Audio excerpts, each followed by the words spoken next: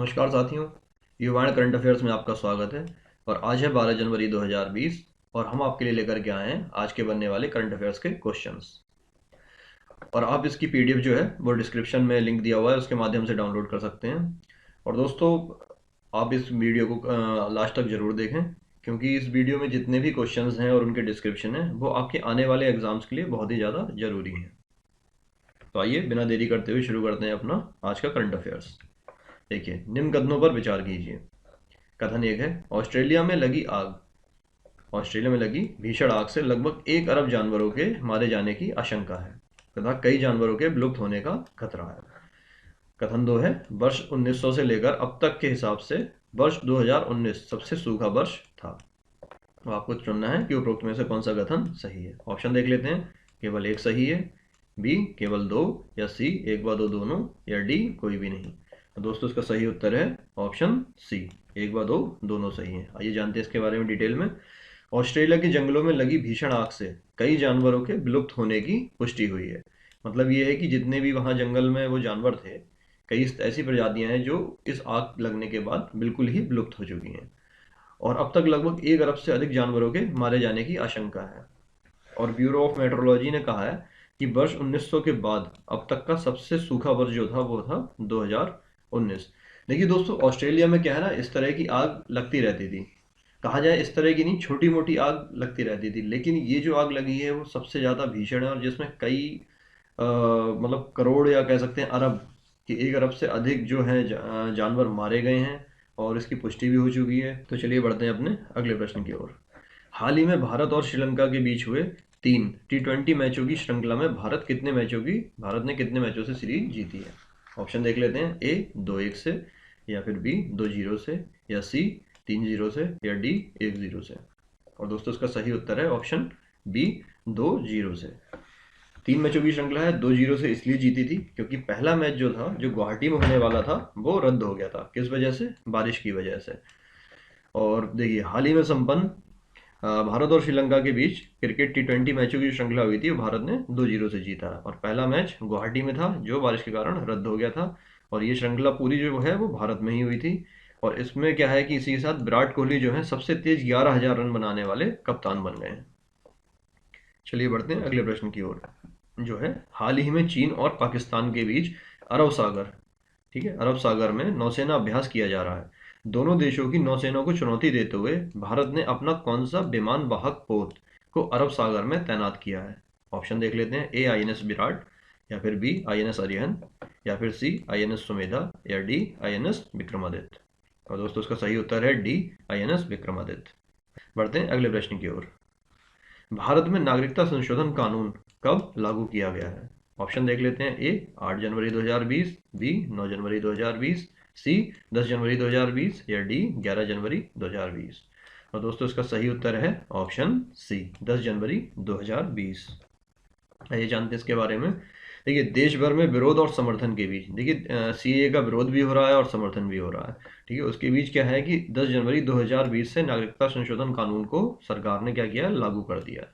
और इसी के साथ केंद्र सरकार ने इस कानून से पीछे न हटने का इरादा भी साफ कर दिया है। और इस कानून के जो अधिनियम हैं, जो नियम हैं वो अभी अधिसूचित नहीं किए गए हैं और नियम बनाए जा रहे हैं। लेकिन इस कानून के तहत 31 दिसंबर 2014, ये बहुत ही ज़्यादा इम्पोर्टेंट डेट है और हो सकता है कि एग्जाम्स में पूछा भी जाए, तक पाकिस्तान, बांग्लादेश और अफगानिस्तान, ये 3 देश हैं जहाँ से आए ये हैं हिंदू, सिख, बौद्ध, पारसी तथा जैन समुदायों को भारत की नागरिकता दी जाएगी। चलिए बढ़ते हैं अगले प्रश्न की ओर, जो है निम्न कथनों पर विचार कीजिए। इकोनॉमिक इंटेलिजेंस यूनिट EIU के सर्वे में दुनिया में तेजी से विकास कर रहे शहरों में भारत के 3 शहर शामिल हैं। कथन 2 है, भारत के यह तीनों शहर तटीय राज्य केरल के हैं। अब आपको चुनना है उपरोक्त में से कौन से कथन सही हैं। ऑप्शन देख लेते हैं। ए केवल एक, बी केवल दो, या सी एक व दो दोनों, या डी कोई भी नहीं। तो दोस्तों, इसका सही उत्तर है ऑप्शन सी, एक व दो दोनों। आइए जानते हैं इसके बारे में। इकोनॉमिक इंटेलिजेंस यूनिट के सर्वे में दुनिया में तेजी से विकास कर रहे शहरों में भारत के 3 शहर शामिल हैं। और ख़ास बात यह है कि यह तीनों शहर तटीय राज्य केरल के हैं। वहीं शीर्ष 10 में स्थान हासिल करने वाले अन्य शहरों में चीन के 3, और नाइजीरिया, ओमान और यूएई और वियतनाम के एक एक शहर शामिल हैं। और तेजी से विकास करने के मामले में मलप्पुरम दुनिया में पहले नंबर पर है और कोझिकोड चौथे नंबर पर है। और कोल्लम को कौन सा स्थान प्राप्त हुआ है? 10वां स्थान प्राप्त हुआ है। चलिए बढ़ते हैं अगले प्रश्न की ओर। हाल ही में संपन्न हुई Malaysia masters badminton tournament. Malaysia masters badminton tournament में क्वार्टर फाइनल में भारत की पीवी सिंधु को किस देश के खिलाड़ी ने पराजित कर बाहर किया है? ऑप्शन देख लेते हैं। ए रूस, बी इंडोनेशिया, सी मलेशिया या डी चीनी ताइपे। और दोस्तों इसका सही उत्तर है डी चीनी ताइपे। देखिए, भारत की बैडमिंटन खिलाड़ी PV Sindhu Malaysia masters badminton tournament के क्वार्टर फाइनल में चीनी ताइपे की ताई जू यिंग के हाथों पराजित होकर बाहर हुई हैं। आइए बढ़ते हैं अगले प्रश्न की ओर, जो है भारत की बैडमिंटन खिलाड़ी Saina Nehwal Malaysia masters badminton tournament के क्वार्टर फाइनल में किसके हाथों पराजित होकर बाहर हो गई? ऑप्शन देख लेते हैं। कैरोलिना मारिन, बी सेरेना या सी ताई जू यिंग या फिर डी थियान नेई। दोस्तों इसका सही उत्तर है ए कैरोलिना मारिन। देखिए, भारत की बैडमिंटन खिलाड़ी Saina Nehwal Malaysia masters badminton tournament के क्वार्टर फाइनल में स्पेन की कैरोलिना मारिन के हाथों पराजित होकर बाहर हो गई हैं। चलिए बढ़ते हैं अगले प्रश्न की ओर, जो है हाल ही में उच्चतम न्यायालय ने जम्मू कश्मीर, ठीक है, किसकी बात हो रही है यहाँ पर? जम्मू कश्मीर की स्थिति की समीक्षा के दौरान निम्नलिखित में से किसे मौलिक अधिकार का हिस्सा बताया है? ऑप्शन देख लेते हैं। ए इंटरनेट का इस्तेमाल या बी प्रदर्शन, सी सरकारी नौकरी प्राप्त करना या डी निषेधाज्ञा का उल्लंघन। तो दोस्तों इसका सही उत्तर है ए इंटरनेट का इस्तेमाल। देखिए, 10 जनवरी को उच्चतम न्यायालय द्वारा जम्मू कश्मीर की वर्तमान स्थिति की समीक्षा के दौरान कहा गया कि इंटरनेट के माध्यम से बोलने एवं अभिव्यक्ति की स्वतंत्रता और कोई भी कारोबार या व्यवसाय करने की स्वतंत्रता संविधान के अनुच्छेद 19(1)(a) तथा अनुच्छेद 19(1)(g) के तहत आती है और यह क्या है? मौलिक अधिकार है। मौलिक अधिकार है। आइए बढ़ते हैं अपने अगले प्रश्न की ओर। भारत में आयातित उर्वरकों की जांच केंद्रीय उर्वरक नियंत्रण और गुणवत्ता संस्थान में की जाती है और ये कहाँ पर अवस्थित है?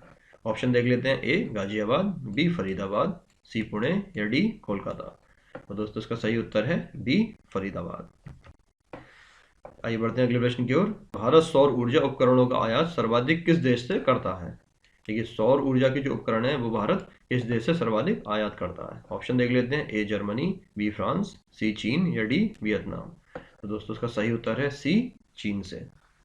आइए बढ़ते हैं अगले प्रश्न की ओर, जो है देश का विदेशी मुद्रा भंडार 3 जनवरी को समाप्त हुए सप्ताह में बढ़कर कितना डॉलर हो गया है? तो ऑप्शन देख लेते हैं इसके। ए 460 अरब डॉलर, बी 461.157 अरब डॉलर या सी 458.2 अरब डॉलर या फिर डी 463.12 अरब डॉलर। और दोस्तों इसका सही उत्तर है ऑप्शन बी 461.157 अरब डॉलर। आइए बढ़ते हैं अगले प्रश्न की ओर, जो है हाल ही में उत्तम प्रकाश अग्रवाल ने किस बैंक के स्वतंत्र निदेशक पद से इस्तीफा दिया है? ऑप्शन देख लेते हैं।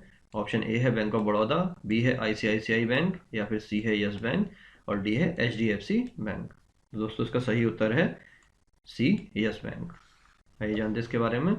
यस बैंक के स्वतंत्र निदेशक और ऑडिट समिति के चेयरमैन उत्तम प्रकाश अग्रवाल, देखिए ये नाम आपको ध्यान रखना है, उत्तम प्रकाश अग्रवाल ने अपने पद से क्या दिया है? इस्तीफा दिया है। आइए बढ़ते हैं अगले प्रश्न की ओर, जो है निम्न कथनों पर विचार कीजिए। कथन 1 है हाल ही में भारत सरकार श्रीलंका के बट्टी कलोआ हवाई अड्डे को अंतर्राष्ट्रीय हवाई अड्डा बनाने में मदद करेगी। कथन 2 है बट्टी कलोआ हवाई अड्डे की स्थापना 1958 में की गई थी। अब आपको देखना है कि उपरोक्त में से कौन से कथन सही हैं। ए है केवल एक, बी है केवल दो या सी है एक व दो दोनों या डी है कोई भी नहीं। तो दोस्तों इसका सही उत्तर है ऑप्शन सी एक व दो दोनों। देखिए अगले प्रश्न की ओर बढ़ते हैं। हाल ही में जारी reserve bank of India RBI द्वारा जारी दिशा निर्देशों के अनुसार शहरी सहकारी बैंक शहरों में काम करने वाले किसी भी ग्राहक को कितनी राशि से अधिक का कर्ज प्रदान नहीं कर सकते हैं? ठीक है, ऑप्शन देख लेते हैं। 50 लाख, बी 30 लाख, सी 1 करोड़ या डी 25 लाख। और दोस्तों इसका सही उत्तर है ऑप्शन डी 25 लाख। आइए बढ़ते हैं अगले प्रश्न की ओर, जो है हाल ही में नागालैंड नागालैंड को कितनी अवधि के लिए अशांत क्षेत्र घोषित किया गया है? ऑप्शन देख लेते हैं। ए 1 वर्ष, या बी 2 वर्ष, या सी 3 वर्ष, या फिर डी 6 माह। दोस्तों उसका सही उत्तर है डी 6 माह। आइए थोड़ा सा डिटेल में जानते हैं। दिसंबर 2019 को संपूर्ण नागालैंड को कितने 6 महीने के लिए क्या किया है? अशांत क्षेत्र घोषित किया गया है। कौन सा क्षेत्र? अशांत क्षेत्र घोषित किया गया है। और ये अवधि कब से है? 30 दिसंबर 2019 से लेकर के 30 जून 2020 तक प्रभावी रहेगी। और यह घोषणा सशस्त्र बल विशेषाधिकार अधिनियम 1958 के तहत धारा 3 के तहत की गई है। ठीक है। और अगस्त 2019 को भारत सरकार और नागालैंड के विद्रोही संगठन NSCN-IM के मध्य शांति समझौते पर हस्ताक्षर किए गए थे। ठीक है, ये लाइन इसलिए जोड़ी गई है, ये एग्जाम में आ सकती है। NSCN-IM और किसके? भारत सरकार के बीच। ठीक है, बढ़ते हैं अपने अगले प्रश्न की ओर, जो है हाल ही में केंद्र सरकार ने किसे राष्ट्रीय चिकित्सा आयोग का पहला अध्यक्ष नियुक्त किया है? किसका? राष्ट्रीय चिकित्सा आयोग का। ऑप्शन देख लेते हैं। ए राकेश कुमार, बी प्रोफेसर सुरेश कुमार शर्मा, या फिर सी राजन कुमार, या फिर डी अनिल रोहित शर्मा। तो दोस्तों इसका सही उत्तर है बी प्रोफेसर सुरेश कुमार शर्मा। थोड़ा सा इसके बारे में जानते हैं। देखिए, केंद्र सरकार ने दिल्ली स्थित एम्स के नाक कान गला विभाग, कौन सा है? नाक कान गला विभाग, या फिर इसको ENT भी बोलते हैं, के प्रोफेसर सुरेश चंद्र शर्मा को राष्ट्रीय चिकित्सा आयोग NMC का पहला अध्यक्ष नियुक्त किया। और इनकी नियुक्ति कितने साल के लिए हुई है? 3 साल या फिर 70 वर्ष की आयु, मतलब इनमें से जो भी पहले आ जाता है। अगर 70 वर्ष के पहले हो जाते हैं तो 70 वर्ष की आयु तक, या फिर 3 साल तक के लिए की गई है। और राष्ट्रपति रामनाथ कोविंद ने वर्ष 2018 में मेडिकल काउंसिलिंग ऑफ इंडिया, किसे भंग किया है? मेडिकल काउंसिलिंग ऑफ इंडिया को भंग करके नेशनल मेडिकल काउंसिलिंग का गठन किया था। तो दोस्तों बढ़ते हैं आज के प्रश्न की ओर, जो है वैश्विक स्टार्टअप रैंकिंग 2019। वैश्विक स्टार्टअप रैंकिंग 2019 में उत्तर प्रदेश का कौन सा शहर प्रथम स्थान पर था? ऑप्शन देख लेते हैं। ए लखनऊ, बी कानपुर, सी गाजियाबाद, डी प्रयागराज। और दोस्तों इस प्रश्न का उत्तर जो है वो आपको मैं नहीं दूंगा, इसका आपको बताना है कमेंट के माध्यम से। कमेंट करना है इस उत्तर को, और जो भी पहले कमेंट करेगा उसको हम अपने 6 महीने का जो पास है वो फ्री देंगे। मतलब युवाएड के लिए 6 मंथ का जो भी पास है वो उसे फ्री मिलेगा। तो देखते हैं कि पहले कमेंट कौन करता है। इसका सही उत्तर, जो भी इसका सही उत्तर देगा उसको युवाएड का 6 महीने का पास मिलेगा, जिससे वो युवाएड पर जितने भी प्रीमियम टेस्ट हैं वो सारे के सारे टेस्ट 6 महीने तक अटेम्प्ट कर सकते हैं वो। तो दोस्तों आज की वीडियो में इतना ही। थैंक्स फॉर वॉचिंग, एंड आप इसको लाइक करना और कमेंट करना और शेयर करना तो बिल्कुल ही ना भूलें, और साथ में ज़रूर आप इसको सब्सक्राइब कीजिए। साथ में अपनी फीडबैक या फिर अपनी जो भी रिक्वायरमेंट्स हैं एजुकेशन से रिलेटेड वो भी आप हमें कमेंट के माध्यम से बता सकते हैं। और इस वीडियो की जो भी PDF है, जो इस क्विज़ की PDF है, वो हमने लिंक उसका डिस्क्रिप्शन में दिया हुआ है। उसके अलावा हमारी साइट है, उसके बहुत सारे फ्री टेस्ट हैं, उसके लिंक भी हमने इसके डिस्क्रिप्शन में दिए हुए हैं। तो आप वहाँ से वो टेस्ट भी अटैम्प्ट कर सकते हैं, PDF भी डाउनलोड कर सकते हैं, और शेयर बटन भी है वहाँ पास में ही, आप उससे शेयर भी कर सकते हैं और सब्सक्राइब भी कर सकते हैं। सब्सक्राइब तो जरूरी करना है। ठीक है, तो मिलते हैं अगले वीडियो में।